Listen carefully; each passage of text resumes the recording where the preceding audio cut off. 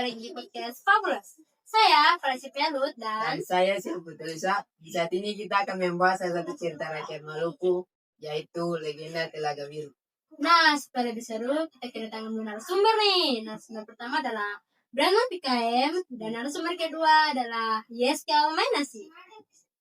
Langsung saja kita masuk ke kisah. Kita dari Telaga Biru ini dipercayai berasal dari Pulau Halmahera. Jadi dipercayai bahwa pada dahulu kala di Pulau Halmahera ada sebuah telaga yang terbentuk di antara lapisan lahar panas.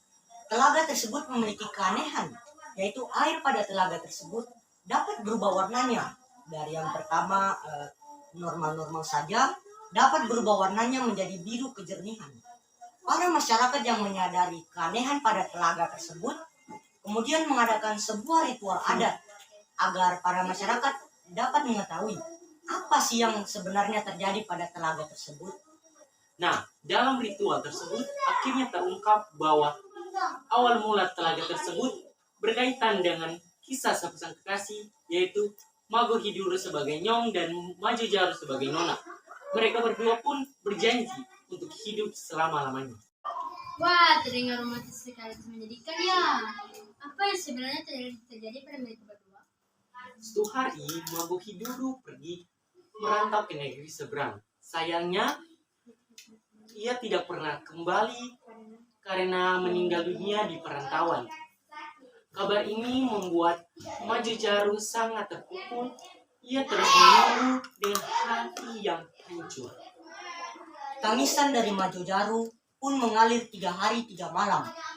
Hingga pada akhirnya ia tenggelam dalam kesedihan dan meninggal di tempat ia menangis.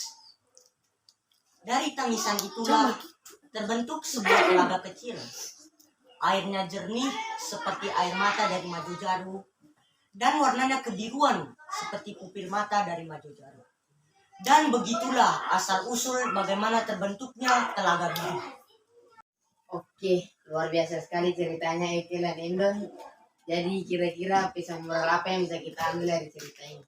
Cerita ini mengajarkan kita tentang kesetiaan dan betapa kuatnya rasa cinta seseorang, tetapi juga memberi pesan bahwa kesedihan yang berlarut-larut bisa menghancurkan diri sendiri. Oke, terima Ini kasih. pesan moral dari cerita ini. Luar biasa sekali ya. Dari sebuah kisah kita bisa belajar banyak hal. Ya, cerita ini mengajarkan kita betapa pentingnya kesetiaan dan cinta sejati. Terima kasih banyak untuk Brandon dan Yeska atas cerita dan penjelasannya. Dan terima kasih juga untuk sahabat penggemar yang memang sudah setia menemani kami di podcast Fabulous. Sampai jumpa di next video. Berikutnya.